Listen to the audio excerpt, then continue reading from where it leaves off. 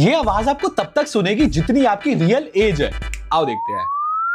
Okay, अभी तो सबको सुन रही होगी क्योंकि मुझे नहीं लगता मुझे कोई 70 साल का देख रहा होगा।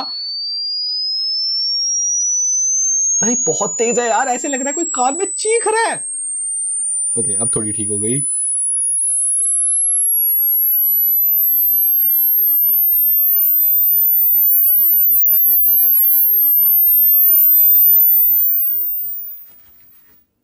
भाई मुझे तो 18 तक सुनी, लेकिन मेरी एज 18 से तो बहुत ज्यादा है। तो कमेंट्स में बताना आपको कहां तक सुनी।